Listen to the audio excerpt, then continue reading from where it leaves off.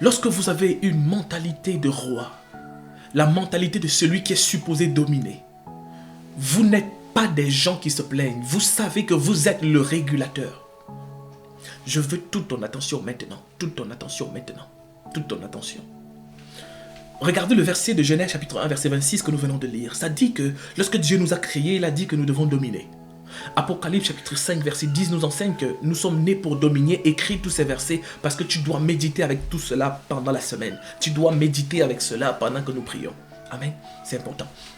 Alors regarde, Dieu nous a créés donc pour dominer. Il nous a fait pour avoir le contrôle. Maintenant regardez la mentalité de deux personnes sur la terre. Lorsque vous entrez dans votre maison, lorsque vous êtes le chef de famille, lorsque une chose ne se passe pas bien dans votre maison en tant que chef de famille, ou si vous vivez seul chez vous par exemple, lorsqu'une chose ne se passe pas bien, vous savez que vous ne vous plaignez pas. Pourquoi est-ce que le chef ne se plaint pas? Parce qu'il est celui qui est supposé réguler.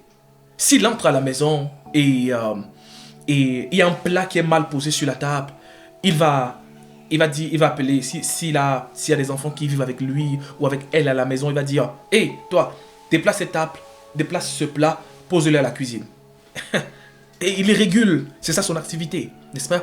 Il va pas se plaindre, il va pas aller se plaindre. Il va juste donner un ordre pour arranger la situation, c'est ce qu'il va faire.